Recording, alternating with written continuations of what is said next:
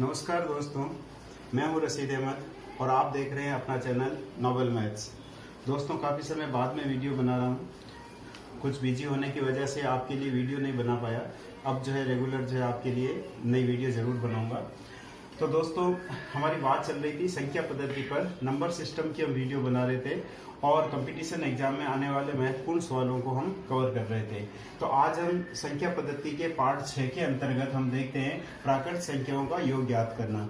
Friends, इस प्रकार के बहुत सारे सवाल कंपटीशन एग्जाम के अंदर आते हैं, जिसमें आपको इस प्रकार के सवाल पूछे जाते हैं। 1 से लेकर के 100 तक की संख्याओं का योग बताओ, 1 से 1000 तक की संख्याओं का योग बताओ, या 21 से 51, या 21 से लेकर 1000 तक, 51 से लेकर 1000 तक, या 1 square plus 2 square plus 3 square. तो इस प्रकार की बहुत सारी संख्याओं के योग वाले सवाल जो है कंपटीशन एग्जाम में पूछे जाते हैं।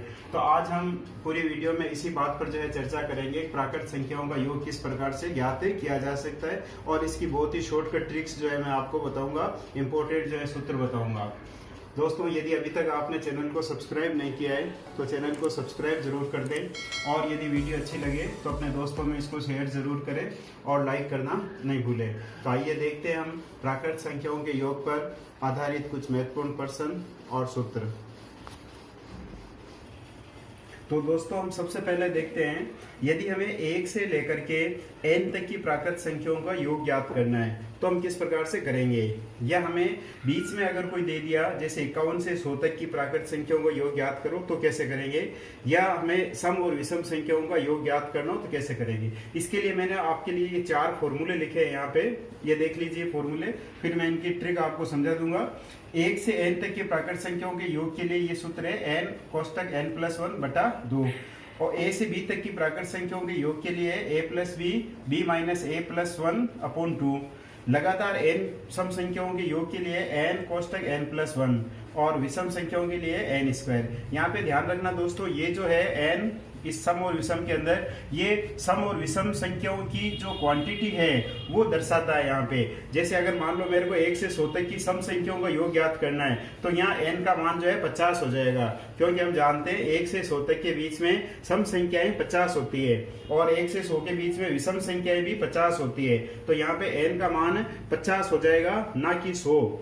चलिए अब हम देखते हैं, जैसे एक फटाफट एक उदाहरण लेके इस चीज को समझ लेते हैं। 1 से n तक, मान लो एग्जाम में सवाल आता है कि 1 से 100 तक की प्राकृत संख्याओं का योग ज्ञात करो। 1 से 100, ये मैं सरल जो उदाहरण लेके आपको समझा रहा हूँ। आप 1 से लेकर के कुछ भी ले सकते हो। अगर इसकी शुरुआत 1 से होती है, 1 से 100 तक, तो आपको क्या करना है दोस्तों, ये लास्ट वाली संख्या लिखनी है और इसके आगे इसमें 1 जोड़ करके लिखना है। जैसे 100 है तो इसका जो है एकाधिक, मतलब इसमें 1 जोड़ करके लिख देंगे, और नीचे लिख देना है आपको /2। यही आपको सूत्र में बताया है। तो जहां तक आपको योग ज्ञात करना है, पहले वो संख्या लिख लो, फिर उसकी अगली संख्या लिख लो और /2 कर दो। इन दोनों में से निश्चित रूप से एक संख्या जो है इससे घट जाएगी।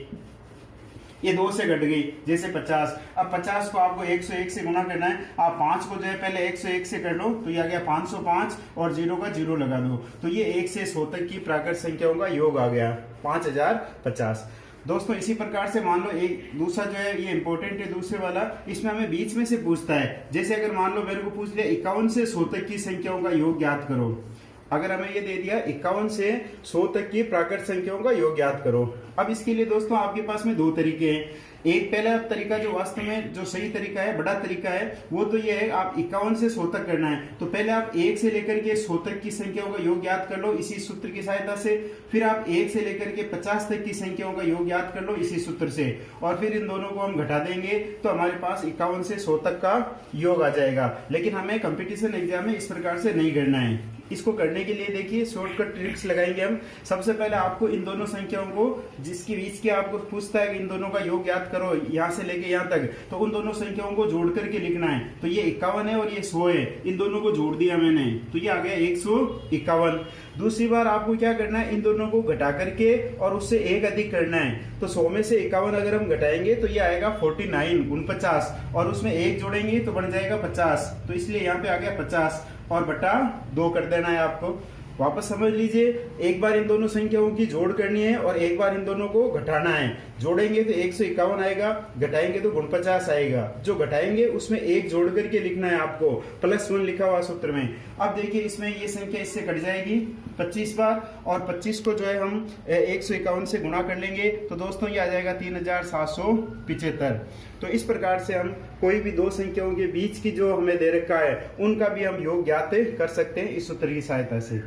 अब देखिए दोस्तों, उसके बाद में जो एग्जाम आता है, एग्जाम के अंदर जो सवाल आता है कंपटीशन एग्जाम में, वो आता है लगातार कुछ हमें सम संख्या दे दी या विषम संख्या दे दी और कहता है इसका योग ज्ञात करो। जैसे उदाहरण के तौर पे हमें कह दिया 2 + 4 + 6 + डैश डैश डैश, इस प्रकार से हमें कह दिया 100 तक जो है ये संख्या जा रही है और आपको इसका योग ज्ञात करना है।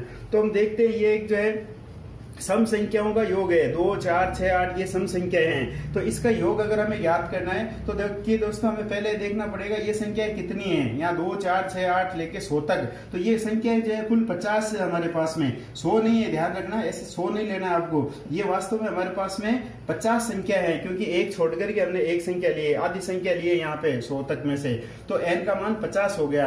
तो अब बिल्कुल सिंपल है, आपको इनका योग याद करना है तो एक बार ये संख्या लिख लो और एक बार जो है इसकी अगली संख्या लिख लो। बट्टा 2 इसके अंदर नहीं करना है, केवल संख्या और उसकी अगली संख्या, इन दोनों को जो है हम गुणा कर देंगे तो ये आ जाएगा हमारे पास में 25 50, ये हमारे पास में इसका आंसर आ जाएगा। तो ये n सम संख्याओं का योग आ गया। दोस्तों इसी प्रकार से अगर हमें विषम संख्याओं का योग ज्ञात करना है, जैसे मान लो हमें 1, 3, 5, 7 ये लेकर के, और अगर हमें 99 तक विषम संख्या जो 99 ही होगी हमारे पास में 100 से, तो ये संख्या हो गई। इसका अगर हमें योग याद करना है तो इसमें भी आप देखोगे n का मान जो है हमारे पास में 50 ही होगा और हमें विषम संख्याओं का योग याद करना है। तो दोस्तों आपको करना केवल इतना है, ये जो संख्या है इस संख्या का आपको स्क्वायर कर देना है और यही जो है इनका योग हो जाएगा। स्क्वायर करने की भी मेरी जो है आपको ऊपर जो है यहाँ लिंक मिल जाएगा, दिया हुआ है इसके अंदर। आप स्क्वायर करने की शॉर्टकट विधियां दे रखी है, उसके द्वारा आप जल्दी से स्क्वायर कर सकते हो। यहाँ 5 का स्क्वायर 25 हो जाएगा और ये 00 आ जाएगा। तो ये इस प्रकार से विषम संख्याओं का योग आ जाएगा। तो दोस्तों ये प्राकृत संख्याओं का योग ज्ञात करने की ये ट्रिक्स थी। अब देखते हैं हम प्राकृत संख्याओं का वर्गों का योग अगर किस प्रकार से करेंगे, उसके लिए हम देखते हैं। दोस्तों ये है 1 से n तक की प्राकृत संख्याओं के अगर वर्गों का हमें योग करना है तो हम इन फॉर्मूलों का प्रयोग करेंगे। देख लीजिए ये सूत्र है, 1 से n तक की प्राकृत संख्याओं के वर्गों का योग ज्ञात करना है तो आप ये सूत्र काम में लोगे, n+1 2n+1/6। और अगर हमें लगातार सम संख्याओं के वर्गों का योग ज्ञात करना है तो हम ये फॉर्मूला काम में लेंगे, n+1 n+2/6। और अगर विषम संख्याओं के वर्गों का योग ज्ञात करना है तो n 4n² - 1/3, ये सूत्र हम काम में लेंगे।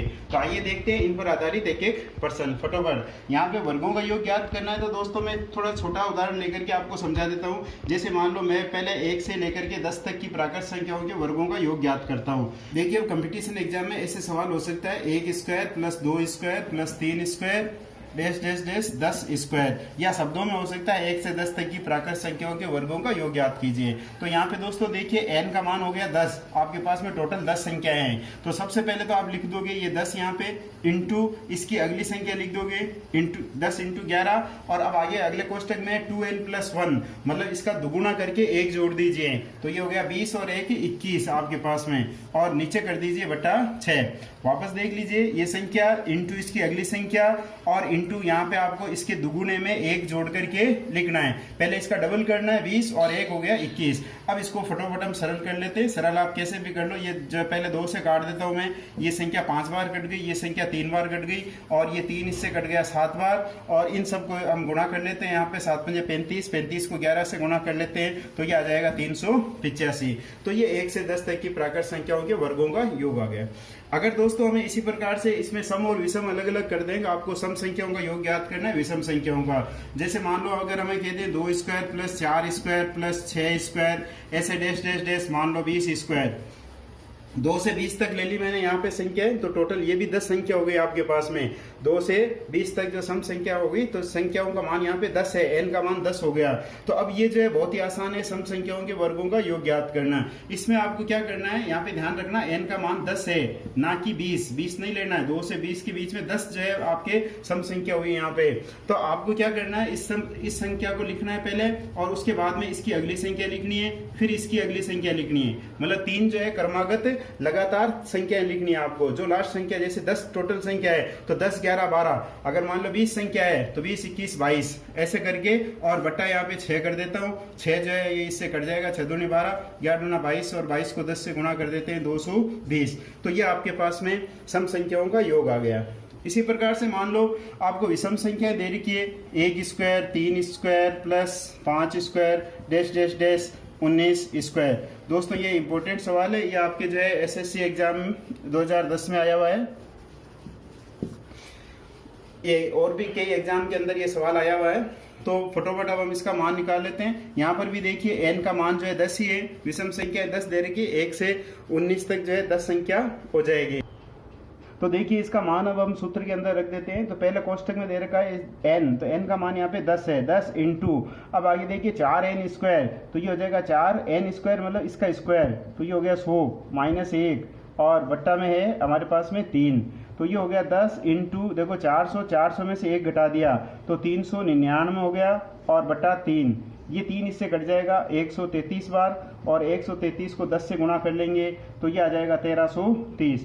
तो दोस्तों ये इस प्रकार से विषम संख्याओं का योग आ गया। ये एसएससी 2002 में आया हुआ है सवाल आपके। तो इस प्रकार से देखिए विषम संख्याओं का और सम संख्याओं के वर्गों का योग याद कर सकते हैं।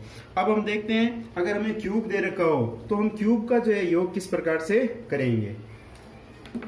तो दोस्तों अब हम देखते हैं 1 से n तक की प्राकृत संख्याओं के घनों का योग। अगर हमें क्यूब्स दे रखे हैं और उन क्यूब का अगर योग याद करने तो हम इस फॉर्मूले का प्रयोग करेंगे, n+1/2 का होल स्क्वायर। और दूसरा इसमें हम देखेंगे x के, अगर हमें n तक के पहाड़ों का योग याद करना है, या ऐसे लिखा हुआ रहेगा x के n गुणजों का योग याद करो, तो हम इस फॉर्मूले का प्रयोग करेंगे, x इंटू n, n+1/2। आइए देखते हैं इस पर आधारित एक प्रश्न। 1 से n तक की प्राकृत संख्याओं के क्यूब्स लेने हैं, तो ऐसा दिया हुआ रहेगा सवाल के अंदर आपको 1 का क्यूब प्लस 2 का क्यूब प्लस 3 का, इस प्रकार से डैश डैश डैश। मान लो मेरे को 10 संख्याओं का क्यूब निकालना है, तो मैंने 1 से 10 तक की प्राकृत संख्या ले ली और इनका क्यूब लगा दिया। तो दोस्तों बहुत ही इजी है इसका सूत्र भी। आपको जो लास्ट संख्या दे रखी है, मतलब टोटल जितनी संख्या दे रखी है, हमें इसके अंदर 10 संख्या दे रखी है, तो 10 इंटू 11/2 लिखना है।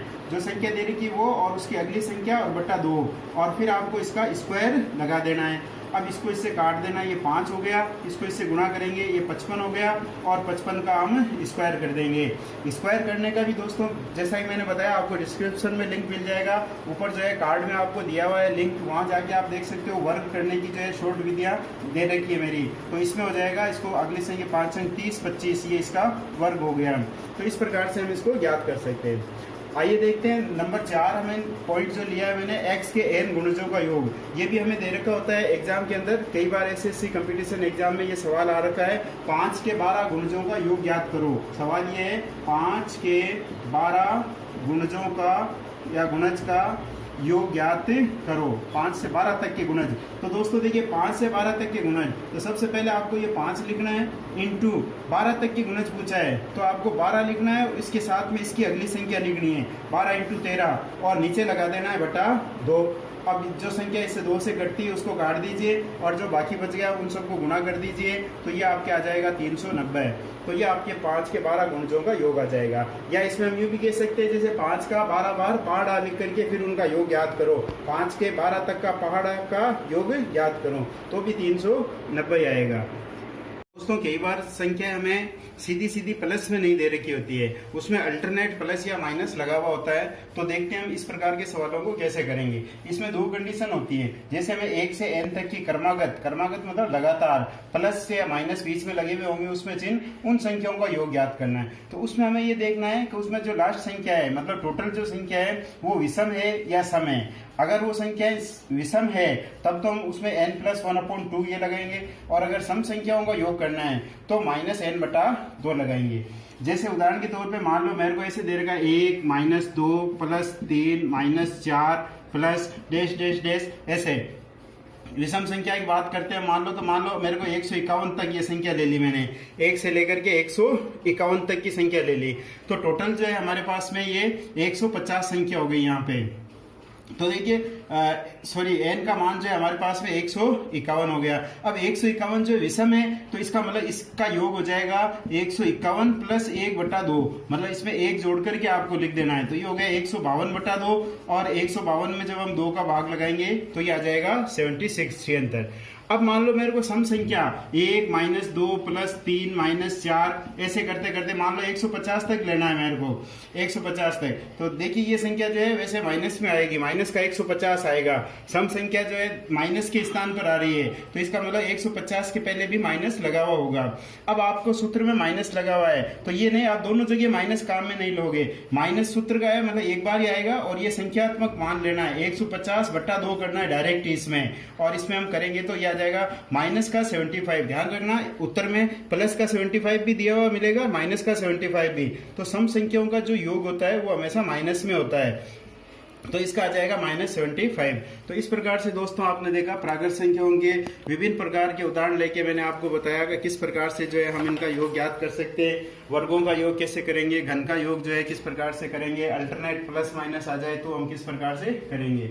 अब दोस्तों आपके पास में जो भी कंपटीशन एग्जाम की बुक है, कोई भी गाइड है, उसमें से इस प्रकार के जितने भी सवाल आए हुए हैं उनको करने की कोशिश कीजिए, और यदि कोई दिक्कत आती है तो आप मेरे को कमेंट्स बॉक्स में लिख करके और पूछ लीजिए। आइंदा जो है आगे जो है एक वीडियो में संख्या पद्धति पर और बनाऊंगा, ये बहुत ही बड़ी संख्या पद्धति का है, बहुत ही बड़ा जो है पार्ट है इसका, और हम नेक्स्ट वीडियो के अंदर जो है एक समराइज एक विविध प्रकार के सवाल लेकर के और एक लास्ट वीडियो जो है मैं संख्या पद्धति की और बनाऊंगा। तो दोस्तों तब तक जो है आप इस प्रकार के सवालों को मिलाते रहिए, कोई दिक्कत हो तो कमेंट्स बॉक्स में पूछिए। धन्यवाद, थैंक यू वेरी मच।